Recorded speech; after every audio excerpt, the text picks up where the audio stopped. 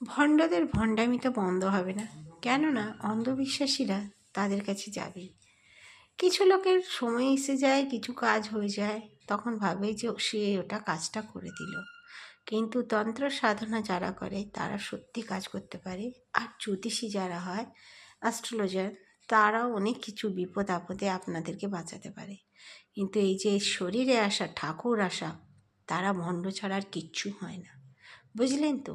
হ্যাঁ, মন্দিরের ঠাকুরের কৃপায়, ঠাকুরের পুজোতে মানুষের ভালো হবে, নিশ্চয়ই হবে, কেন হবে না? প্রার্থনা মন্ত্র সন্ত্রতে কেন হবে না?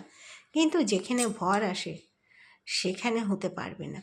তাই দয়া করে আপনারা ওই ভণ্ডদের এত মাথায় চড়াবেন না।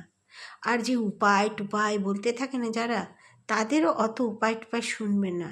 সব কিন্তু সত্য হয় না, অনেক কিছু মিথ্যা হয় আর অনেক কিছু বিগড়েও যায়।